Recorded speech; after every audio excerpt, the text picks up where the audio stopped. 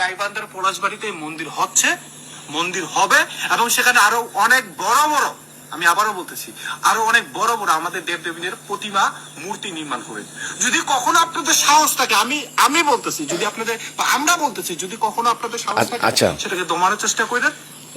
এই যে মানে এটা একটা হিন্দু সেলের একটা গাইবান্ধার মূর্তি মূর্তি হচ্ছে, এটা নিয়ে আমি কমেন্ট বক্সে এখানে 3,500 কমেন্টগুলা মারাত্মক ভয়ঙ্কর। এর মধ্যে একটা কমেন্ট আছে এরকম, দেখেন কমেন্ট বক্সে, এখানে তলোয়ারের মধ্যে লা ইলাহা ইল্লাল্লাহ, একজন মুখ বাঁধা, ওই সেই ইন্ডিয়ার মানে কৃষ্ণের মাথার উপরে বৈশা করতেছে, মানে ভয়ঙ্কর। হিন্দু আর মুসলমান দেখেন, এই যে মানে তলোয়ার লাঠি বললম, একজনের এক পক্ষ ধন্যবাদ, আরেকজন কেউ দেখেন শুভেন্দুর ছবি দিছে, কেউ আবার তলোয়ারের ছবি দিছে, মানে পাশে থাকবো, কেউ বলে আসিস তোরে দেখামো, মানে ভয়াবহ কন্ডিশন। আমি এই কথাটা এখানে কিন্তু অনেকগুলো ব্যাপার আছে। আজকে দেখলাম যে গাইবান্ধা পুলিশ ডিপার্টমেন্ট কিন্তু শান্তি শৃঙ্খলা রক্ষায় মিটিং বসছে। তো এখানে আমি আজকে যেটা বলতে চাচ্ছি, একদম মোটা দাগের কথা, সমগ্র ব্যাপারটা, সমগ্র বিষয়টা, টোটাল সিচুয়েশনটা যদি আমি একত্রিত করি, তাহলে আমি এই গত কয়েক মাসের ঘটনা বলি, যদি আমরা একত্রিত করি, তাহলে এখানে আপনি শুধু বিচ্ছিন্ন বিক্ষিপ্ত কিছু ঘটনা, মারামারি, এটা প্রতিনিয়ত হচ্ছে। এটা আজকেও দেখলাম হলো জামাত আর বিএনপি অলরেডি বোম মারামারি হয়ে গেছে, ওই যে গাইবান্ধাই বোধ সম্ভবত, এবং গতকালকে হয়েছে এক জায়গায় পুলিশে হামলা হয়েছে। তো বাংলাদেশে কিন্তু বিক্ষিপ্ত বিচ্ছিন্ন ঘটনা কিন্তু প্রতিনিয়ত চলছে, কিন্তু ঘটনাটা এগুলা কিন্তু এই দক্ষিণ এশিয়ার টোটাল পরিস্থিতি নিয়ে আমি গত কয়েক মাসের একটা থামারি যেটা করতে চাই, এটা নিয়ে কথাটা, পরিস্থিতি কোন দিকে যাচ্ছে এবং এইটা মোকাবেলা করার কার্যকরী পদক্ষেপটা কি, উপায়টা কি, এটা নিয়ে আমার কথাটা।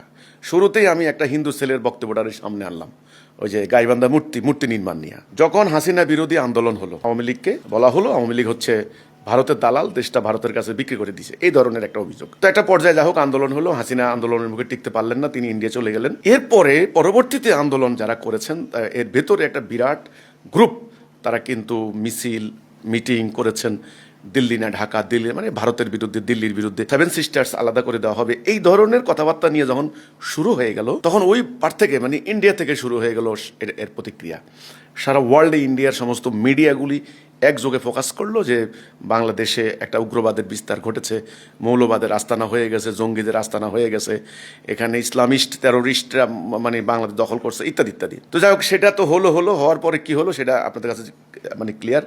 পশ্চিমবঙ্গে নির্বাচন হলো, নির্বাচনে বিজেপি জয়লাভ করবে, বিজেপি জয়লাভ করেই কিন্তু এরপরে যে ঘটনাটা ঘটলো, পুরো সীমানার মধ্যে পুরা হাজার অলরেডি একটা পরিসংখ্যানে পেলাম 4,500 মানে বাংলাদেশের জনগণ তারা জোর করে ঢুকিয়ে দিয়েছে। এখন সীমান্তের মধ্যে এত উত্তেজনা কল্পনার বাহিরে। আজকে কয়েকদিন থেকে দেখলাম মানে কিছু লোককে এত অমানবিক, এত অবর্ণনীয়, এত মানে কোনো মানুষের সেটা সহ্য করার মতো না। বয়স্ক, নারী, শিশু, তাদেরকে একবার বিজেপি ঠেলে, আবার ওই যে ওদের বিএসএফ ঠেলে, এরা এই মাঝখানে নোম্যান্স ল্যান্ডে সেটা দিন রাত এখানে পড়ে আছে। তো আমি টোটাল ব্যাপারটাকে কিন্তু খুব ভালো দেখতেছি না। এরই মধ্যে আপনার মিয়ানমার থেকে তো 24 লক্ষ মুসলমানকে তাড়িয়ে দিল। আরাকান আর্মি অলরেডি পুরো 40,000 বর্গ মাইল মুসলমানদের এলাকা ওরা দখল করে অলরেডি সেখানে তারা মানে কবজা করে নিয়েছে, এবং মিডিয়াতে আসতেছে যে কি নিষ্ঠুর নির্মম হত্যাকাণ্ড সেখানে হয়েছে।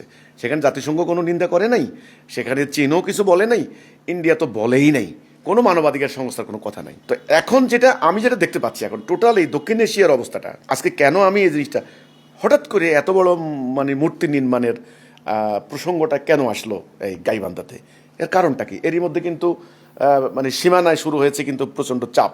আমি জানি না আসলে এই মূর্তি নির্মাণ মুসলমানরা ঠেকাবেন কেন, বা ঠেকাইতে পারবেন কিনা আদৌ, বা ঠেকানো ঠিক হবে কিনা, বা এই ব্যাপারগুলি তো কেবল মানে একটা নির্দিষ্ট এলাকার ব্যাপার না। এটা একটা এখন কিন্তু আরেকটা ঘটনা আছে, কিন্তু জাতিসংঘের সাধারণ অধিবেশনের সভাপতি মানে করা হয়েছে আমাদের পররাষ্ট্রমন্ত্রী খলিলুর রহমান। তা খলিলুর রহমান উনি শুধু বাংলাদেশের পররাষ্ট্রমন্ত্রী না, তো উনি এখন মানে প্রায় 195টা রাষ্ট্রের মানে ওই যে জাতিসংঘ অন্তত 1 বছরের জন্য প্রতিনিধি। কাজে এখানে মানবাধিকার লঙ্ঘন, এখানে বাক স্বাধীনতা হরণ, এখানে অন্য ধর্ম সাম্প্রদায়িক উস্কানি, এগুলোর ব্যাপারে ওনাকে জবাবদিহি করতে হবে। কথা হচ্ছে কিন্তু চতুর্দিক থেকে কিন্তু আমি যদি হিসাবটা মিলাই, এখানে এই যে মূর্তি নির্মাণের প্রকল্পটা আমাদের অলরেডি বিভিন্ন সংগঠন হুমকি দিচ্ছে, প্রতিরোধ করবে, এই করবে, সে করবে ইত্যাদি। কতখানি করতে পারবে আমি জানি না। আজকের এই আলোচনার প্রসঙ্গটা কিন্তু অন্য জায়গায়। সেটা হচ্ছে আমি পরিষ্কার করে দেখতে পাচ্ছি এই ভূখণ্ডটা, এই বাংলাদেশ, এটা একসময় তো এই বাংলাদেশ এটুকু ছিল না। 55,600 বর্গমাইলের এই জায়গাটা এটুকু ছিল না। যারা ইতিহাস জানবে তারা জানবে আমাদের যে বাংলা বলতে যেটা বোঝায়, আসাম, আমাদের এই আজকের বাংলাদেশ এবং পশ্চিমবঙ্গ, উড়িষ্যাও কিছু আসলো, এই টোটাল এই এলাকাটা ছিল বাংলা, বঙ্গ। সেই বাংলায় বাংলা ইসলামের আগমন, হজরত শাহজালাল, হজরত শাহপরান, হজরত শাহ মাকদুম, হজরতে আপনার খানজাহান আলী, এ ধরনের সুলতানরা সুলতানি আমলে এবং কি মর্দে মুজাহিদরা, যাদের কাছে শরিয়া এবং মারিফত উভয় ছিল, যারা মুজাহিদ ছিলেন, ওনারা কিন্তু রক্তের বিনিময়ে, জীবনের বিনিময়ে এই এলাকায় কিন্তু ইসলাম প্রতিষ্ঠা করেছেন। এখানে লক্ষ লক্ষ নিপীড়িত নির্যাতিত মানুষ, কেউ বৌদ্ধ ছিলেন, কেউ হিন্দু ছিলেন, কেউ অন্য অন্য প্রকৃতি পূজারী ছিলেন। তারাও দলে দলে লাখে লাখে ইসলামের সুমহান আদর্শে তারা মানে আপ্লুত হয়ে তারা ইসলাম গ্রহণ করেছেন। ওকে, এবং ওনাদের সঙ্গেও কিন্তু হাজার হাজার লোক আসছেন, আফগান থেকে আসছেন, ইরান থেকে আসছে, বিভিন্ন জায়গা থেকে আসছে। যাই হোক, এটা মানে ওই সময় ওই কালে সারা ওয়ার্ল্ডের এরকম পরিস্থিতি ছিল। তো এখন এই বাংলায় এই ইসলামের যে আগমন হলো, তারপরে আমাদের, আমি বলবো আমাদের সীমাবদ্ধতা, আমাদের কি বলে মানে যারা যে সমস্ত মর্দে মুজাহিদরা এখানে ইসলাম কায়েম করে গেছেন, তাদের সে আদর্শ আমরা ভুলে গেছি। আমরা স্বার্থপর, আত্মকেন্দ্রিক হয়েছি। তা না হলে তো ব্রিটিশরা আমাদেরকে দখল করে না, তাই না? তো ব্রিটিশদের আন্ডারে চলে যাওয়ার পরে ব্রিটিশদের ষড়যন্ত্রে এই তখন এই বাংলাকে ভেঙে ভেঙে টুকরা করা হয়। বঙ্গভঙ্গ এই আন্দোলন, বঙ্গভঙ্গ আন্দোলনকে যারা জানে তারা জানে, ওই টাইমে ব্রিটিশরা একেবারে পুরো পেন্সিল দিয়ে করা হয়। এরপরে 47-এ একটা ইলেকশন হলো। ইলেকশনের মধ্যে আপনারা জানেন, যারা জানবেন, অনেক বই পুস্তকের মধ্যে আছে, এই যে সিলেট, জকিগঞ্জ, আসামের বিরাট অঞ্চলে মুসলিম এলাকাটা আপনার হলো ভারতের সঙ্গে থাকবে নাকি পাকিস্তানের সঙ্গে থাকবে, এটা নিয়ে একটা গণভোট হয়েছে, রেফারেন্ডাম বলা হয়, জনগণের রায়, গণমত। কিন্তু বিপুল সংখ্যক ভোটে পাকিস্তানের পক্ষে থাকার জন্য মত দেওয়া হয়েছে। সিলেট সহ আসামের এই বিরাট এলাকায়, এই করিমগঞ্জ নিয়ে ওই পারে পড়েছে। তো ভোটের রেজাল্ট হবে, ভোটের রেজাল্ট তো মানুষ জানে বাংলাদেশের পক্ষে। এটা কি করলো মিস্টার রেডক্লিফ, আগের দিন এমন একটা মানে কূটবুদ্ধি করে মৌলভীবাজার বাংলাদেশের আন্ডারে থাকতে হবে, কারণ এখানে মানে অধিকাংশ হলো অন্য ধর্মের লোক। আসলে কিন্তু এরা কিন্তু এখানের না, এরা চা বাগানের শ্রমিক, শ্রীলঙ্কা সহ অন্যান্য জায়গা থেকে এদেরকে আনা হয়েছে। এরকম একটা পরিসংখ্যান দিয়ে তারা বলল, শ্রীমঙ্গল যদি বাংলাদেশের সঙ্গে থাকে তাইলে করিমগঞ্জ সহ মানে আসামের ওই অঞ্চলটুকু ইন্ডিয়াতে দিতে হবে। মিছিল হলো, প্রতিবাদ হলো, কোনো লাভ হয় নাই। তাইলে রেফারেন্ডামের কোনো মূল্য রইল না। তাদের পেন্সিলে দাগের ফলে এই করিমগঞ্জ, আসাম, এই অঞ্চলটা চলে গেল ভারতের পক্ষে। আমি কিন্তু ঐতিহাসিক ইয়েটা বলছি। এখন বাংলাদেশ, এখন 71-এ যুদ্ধ হলো, মানে যুদ্ধ হওয়ার পরে আমরা এটা স্বাধীন সার্বভৌম বাংলাদেশ। 54 বছর পরে এখন পরিস্থিতিটা কি? এখন এখানে ইসলামের একটা উত্থান লক্ষ্য করা যাচ্ছে, ইসলামের আদর্শ, ইসলামের চেতনা। এটা কেন? এটা আমি মনে করি হযরত শাহজালাল, শাহপরান, ওনাদের রক্তের একটা দাম আছে, রক্তের একটা মূল্য আছে। এটা এমনি এই ভূমি কিন্তু আমি আজকে আপনাদেরকে বলে রাখি, এই ভূমি, এই জায়গাটা, এটা কোনো উগ্রবাদী ধর্ম ব্যবসায়ীদের আন্ডারেও যাবে না। এটা কিন্তু আজকে থেকে মনে রাখেন, কোনো জালেম, কোনো অত্যাচারী কারো আন্ডারে যাবে না। এটার একটা আধ্যাত্মিক কারণ আছে, যারা আধ্যাত্মিক স্বীকার করেন তারা বুঝেন। এখানে হাজার হাজার মর্দে মুজাহিদ, যাদের বাড়ি আরব ছিল, ইয়েমেন ছিল, পার্সিয়ান ছিলেন, পাঠান ছিলেন, ওনারা কিন্তু রক্ত দিয়ে এখানে আল্লাহর ইসলামের জন্য এরা এসছেন। কিন্তু এখানে এই ধর্ম ব্যবসা করে খাওয়ার জন্য ওনারা আসেন নাই। নাহলে হয়তো শাহজালালের সঙ্গী সাথীরা শহীদ হতেন না, সব শহীদ হয়ে গেছেন, এমনও অনেকে সংসারও করেন নাই। তা আজকে আমি যেই মানে প্রসঙ্গটা এখানে সংক্ষেপে বলবো, এখন এই জায়গাটা নিয়ে ষড়যন্ত্র হচ্ছে। এটা এখন চীনের কাছে মহা গুরুত্বপূর্ণ, ভৌগোলিকভাবে খুব ইম্পর্টেন্ট জায়গা চীনাদের কাছে, কারণ ইন্ডিয়ার মোকাবেলা করতে তাদের লাগবে। ওরা অলরেডি ওই যে চিকেন নেকের মানে ট্যাকেল দেওয়ার জন্য এখানে অলরেডি আমাদের এটা প্ল্যান করতেছে। ওকে, তাহলে চীনের গুরুত্বপূর্ণ, তো এই জায়গাটা ইন্ডিয়ার গুরুত্বপূর্ণ, কারণ 7 সিস্টার এই থ্রেট রয়ে গেছে। সে 71-এ তারা বুঝছে, কিন্তু আচ্ছা 71-এ তারা এই কারণেই তারা সাহায্য সহযোগিতা করছে। ওকে, তাহলে 7 সিস্টার সেভ করার জন্য তাহলে বাংলাদেশে তাদের কর্তৃত্ব, আধিপত্য অলরেডি ইদানিং আমরা শুনতে পাচ্ছি। এগুলা যেহেতু ফেসবুকের খবর, মানে সোশ্যাল মিডিয়ায় নিউজ, রংপুরকে তারা মানে কিনে নেওয়ার প্রস্তাব দিচ্ছে তাদের একজন বিশেষজ্ঞ, অর্থাৎ ওই যে বিভিন্ন থিঙ্ক ট্যাঙ্ক আছে না, এই ধরনের একজন থিঙ্ক ট্যাঙ্ক, সে সামরিক বেসামরিক বিশেষজ্ঞরা থাকে অনেক। আচ্ছা, তো রংপুরকে কিনে নিতে হবে অথবা রংপুরকে দখল করতে হবে, এই ধরনের কথাবার্তা হইতেছে। তার মানে রংপুরকে নিয়ে যেতে পারলে তাদের যে চিকেন নেক, মুরগির গলার মতো চিকন জায়গা, 17 কিলোমিটার নাকি 13 কিলো, এটাকে বেড়ে হবে হাতির গলা, এরাই ওদের কথা। 7 সিস্টার্স নিরাপদ হয়ে যাবে। তাহলে এই ধরনের আলাপ আলোচনা কিন্তু এগুলি হচ্ছে, কিন্তু এগুলি আকাশে বাতাসে না, কিন্তু একেবারে ডকুমেন্টেড এগুলি হচ্ছে। আর আমেরিকা কি করলো, ইউনুসকে দিয়ে একটা চুক্তি করে একটা মারাত্মকভাবে একটা গোলামি চুক্তি, তাহলে আমেরিকার স্বার্থ লাগবে এখানে। আমেরিকা অলরেডি সেন্ট মার্টিনস এখানে বিরাট অবস্থা তৈরি করেছে। তো আমি একেবারে সংক্ষেপে হিসাবটা দিচ্ছি। এখানে আমেরিকার আধিপত্য লাগবে, এখানে ইন্ডিয়ার আধিপত্য লাগবে। ইন্ডিয়ার নানান কৌশল আছে, কিন্তু নানান স্ট্র্যাটেজি আছে, কিন্তু এখানে চীনের আধিপত্য লাগবে, এই জায়গাটুকু লাগবে। মানুষের দরকার নাই, কিন্তু জায়গা, ভৌগোলিক অবস্থানটা এদিকে মানে বঙ্গোপসাগর, এদিকে এমন একটা ভৌগোলিক অবস্থানে আমরা এসে দাঁড়িয়েছি। এখন কথা হচ্ছে সবাই কিন্তু অঙ্ক মিলাচ্ছে, অঙ্ক মিলায় না, অঙ্ক করতেছে সবাই, কিন্তু ইকুয়েশন সমীকরণ মিলাচ্ছে। ইন্ডিয়াও বসে বসে মানচিত্র করতেছে, মিয়ানমার আর্মিও মানচিত্র, গতকালকে অলরেডি মিয়ানমারের আর্মির নিক্ষিপ্ত আপনার গ্রেনেডে একটা বাঙালি মারাও গেছে, কিন্তু সেখানে মাঝে মধ্যে ওরা আসে, এখান থেকে আবার বিভিন্ন গোষ্ঠী, মানে এখানেও কিন্তু একটা করিডোর দেওয়ার জন্য প্রস্তাব হইতেছে, কিন্তু মানে এটাকে বলা হয় আপনার মানবিক করিডোর, হিউম্যানিটেরিয়ান প্যাসেজ বলা হয়। তার মানে অস্ত্র দিবে, অর্থ দিবে। তাহলে এখানে কি হচ্ছে কি আসলে দেখেন, ভারতীয় আধিপত্যবাদ বলেন, চীনের আধিপত্য, চীন কিন্তু এত মনে করেন না, চীন মুসলমানদের খুব বন্ধু। আমাদের অনেক নেতা দৌড়ে যায়, চীনে যায়। এই চীনারাই কিন্তু আপনার হলো মানে উরুমচি, কাশগড়, মানে জিংজিয়াং প্রদেশে কি করেছে এটা দেখেন হিস্ট্রি। এদের ভৌগোলিক স্ট্র্যাটেজি এদের খুব দরকার এই মাটি। তো কাজেই এখানে একটা সমঝোতা হয়েছে, একটা ইন্টারন্যাশনাল সমঝোতা। আমি বলবো আমেরিকা, ইসরায়েল, আপনার হলো চীনও আছে, কিন্তু এর মধ্যে ইন্ডিয়াও আছে, সবাই মিলে একটা সমঝোতা হয়েছে যে এখানে ইসলামের উত্থান আমরা সহ্য করবো না। এখন কি রংপুর কেটে নেওয়ার পরিকল্পনা, এদিকে হলো চট্টগ্রাম পার্বত্য, শুনলাম যে ফেনী এলাকা তারা মানচিত্র বের করতেছে, মানে চট্টগ্রাম এলাকা আলাদা করে নিয়ে যাবে। তো ভাই সেন্ট মার্টিনস নিয়ে যাবে, তাহলে বাংলাদেশটা আসলে অবস্থাটা কি হচ্ছে, এখানে থাকবে কিনা শেষ পর্যন্ত? এখানে বিরাট প্রশ্ন, এটা নিয়ে নানান আলোচনা হচ্ছে, সমালোচনা হচ্ছে, কন্টেন্ট ক্রিয়েটাররা আবার সেটা বর্ণনা করছে, হিসাব নিকাশ করছে, নানান ধরনের। আমার বক্তব্য আজকে আমি যে কারণে বললাম, আমি কিন্তু এত অঙ্ক মিলানোর জন্য এটা বসি নাই, কারণ অঙ্ক মিলাইতে আমি বসি নাই, ইকুয়েশন মিলাইতে আমি কিন্তু বসি নাই।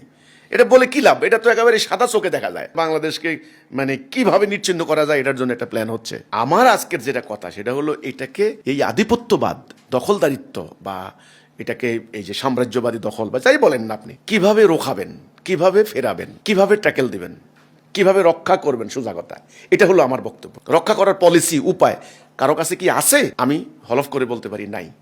আমাদের এখানে কোটি কোটি মানুষ কতগুলো আছে, এদের একটা ইমানি চেতনা আছে, উজ্জীবিত হয়, মিছিল দেয়। তারপরে হলো কতগুলি ধর্মীয় দল আছে, এরাও দল করে। বাইতুল মোকাররম আছে একটা মসজিদ, ওখানে সামনে যাইয়া জুমার দিনে মিছিল করে, জ্বালাও পোড়াও ভাঙচুর করে। এতে কিন্তু আমরা উস্তাদ। কিন্তু কি আছে? প্রযুক্তি, কর্মসূচি, ঐক্যবদ্ধতা, নেতৃত্ব, আদর্শ কিচ্ছু নাই। সংখ্যা দিয়া হবে না। আমার কথা হলো অঙ্ক মিলাইতে আমি রাজি নাই। এই অঙ্ক মিলাই দেওয়া যে ইন্ডিয়ায় দখল করব, মিয়ানমারে দখল করব, আমেরিকাই করব, ইসরায়েল এই করব, তারপরে আপনার হলো চীনারা এই করব, এত অঙ্ক আমার দরকার নাই। তো সাধারণ মানুষ সাদা চোখে যেটা দেখতে পাচ্ছে সেটা কি? মিয়ানমারের লক্ষ লক্ষ মুসলমান তাড়াই দিছে, কিছুই করতে পারে নাই। ইসরায়েলের মানে অল্প ইয়ারা, তারা প্রযুক্তি অস্ত্র দিয়া আমেরিকার সাহায্যে লক্ষ লক্ষ প্যালেস্টাইনিয়ান মুসলমানকে তাড়াই দিছে, দখল করে নিয়েছে। আপনারা জানেন যে সর্বশেষ এই যে দখল করলো আপনার লেবাননের 2000 বর্গ মাইল দখল করে ফেলছে অলরেডি, 5 ভাগের 1 ভাগ। লেবাননের মোট আয়তন 10,400 কত, মানে 2000 দখল করলে আর থাকে না, অলরেডি ইসরায়েল দখল করে নিয়ে গেছে। লেবাননে কি মুসলমান কম আছিল? রক্ষা করতে পারছে? পারে নাই। আমার কথা এটা, সংখ্যার আস্পালন দেখাইয়া কোনো লাভ হবে না, ইমোশন দিয়ে লাভ হবে না। আমার কথা কিভাবে রক্ষা করা। আজকে দেখেন গাইবান্ধায় এই যে মূর্তি নিয়ে শুরু হয়েছে, মূর্তি বসাবে একদল, আদল যে না বসাতে দেব না।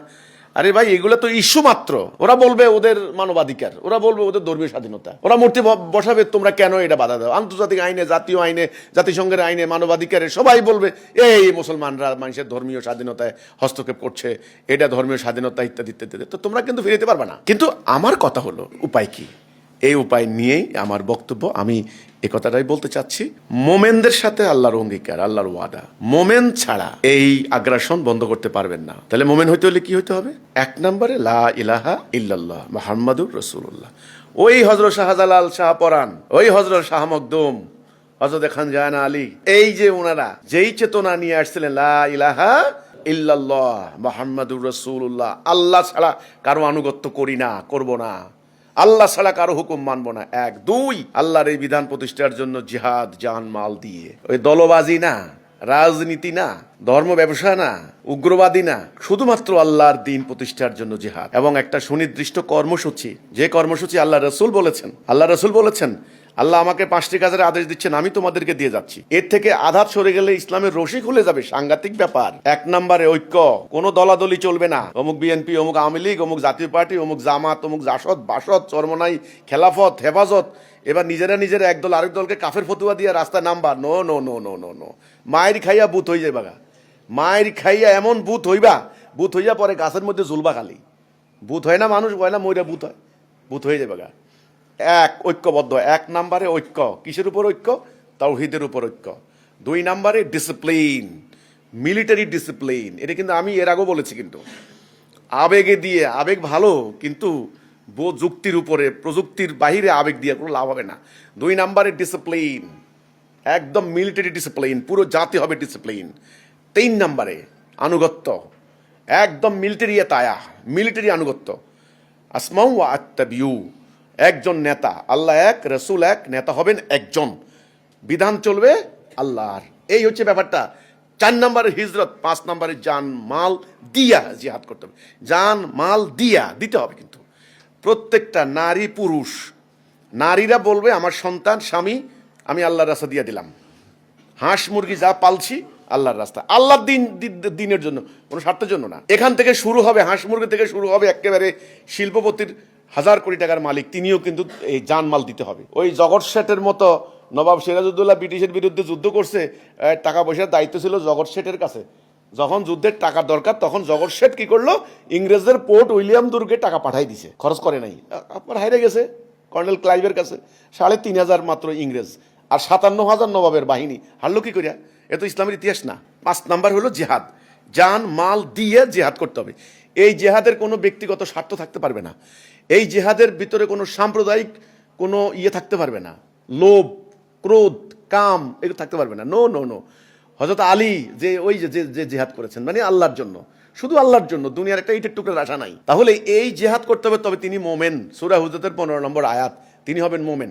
এই মোমেনদেরকে আল্লাহ সাহায্য করবেন। এই মোমেনদের মানে মোমেন জাতির নেতা হবেন একজন। মোমেন জাতি জান মাল দিয়ে শুধুমাত্র আল্লাহর দ্বীন প্রতিষ্ঠার জন্য জিহাদ করবে। তারা কঠিনভাবে প্রশিক্ষণ নেবে, মিলিটারি ডিসিপ্লিন যাকে বলা হয়। এদের এই সংগ্রামের ফলে মদিনাতে যেমন 1000 শত্রু মদিনাকে ক্ষতি করতে পারে নাই, ছোট্ট মদিনা রক্ষা হয়েছে। কিন্তু সবাই মিলে পেটে পাথর বেঁধেছে, সোজা কথা, সবাই মিলে 1 বাটি দুধ সবাই ভাগ করে খেয়েছে। ওই প্রেরণা, ওই আদর্শ, ওই চেতনা, তখন রাসূলুল্লাহ সবাইকে নিয়ে প্রতিরোধ রচনা করলেন, মদিনাকে কিছু করতে পারে নাই, পুরো আরববাসী এক হয়েছিল। কিন্তু এটার নাম আহজাব। তো আজকে আমি এই প্রসঙ্গে এখানেই শেষ, আর বেশি কথা বলবো না।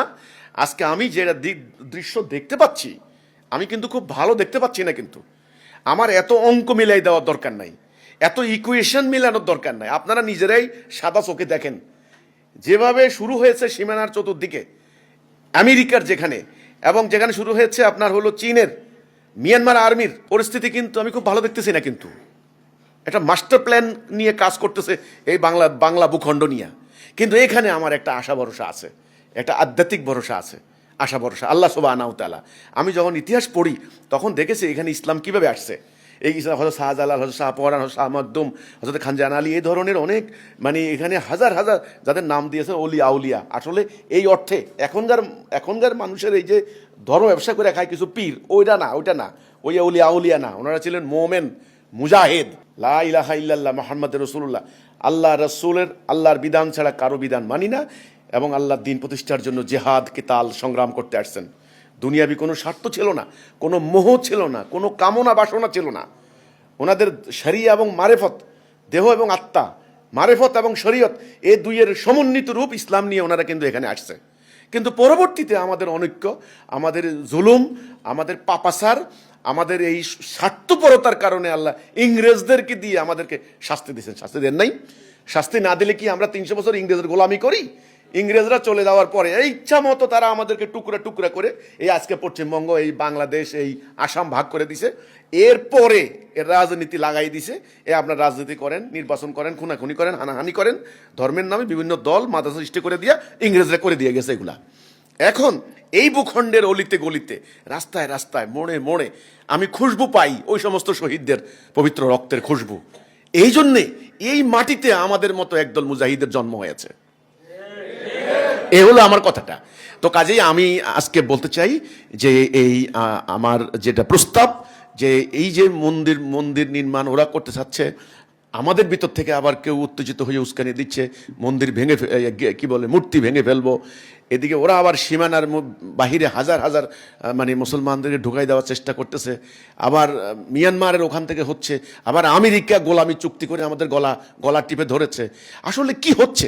তো কি হচ্ছে ব্যাপারটা তো ক্লিয়ার সবার কাছে, বাট এখান থেকে রক্ষা পাওয়ার উপায় কি?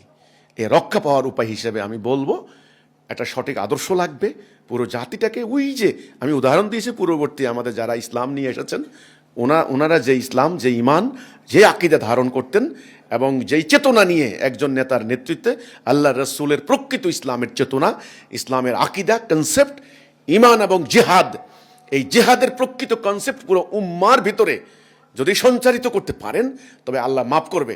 তা না হলে 18 কোটি আমরা এই অহংকার করে লাভ নাই। মানে ফিলিস্তিন এটা এটা এটা কিন্তু একটা প্রমাণ হয়ে গেছে। আর এখন ভিতরে ভিতরে যা হয়েছে আপনি দেখেন না, ইদানিং এই যে কওমি কিছু মোল্লা লাগছে হিজবুত তৈরির বিরুদ্ধে, আচ্ছা আবার ওরা কি করছে জামাতের বিরুদ্ধে, জামাত আবার কি করছে বিএনপির বিরুদ্ধে, আচ্ছা বিএনপি আবার কি করছে আওয়ামী লীগের বিরুদ্ধে, আওয়ামী লীগ আবার কি করছে বিএনপির বিরুদ্ধে। সব কিন্তু হিসাবে দেখেন মুসলমান, কিন্তু ভূখণ্ড কিন্তু আমাদের এইটাই, জায়গায় কিন্তু এইটাই।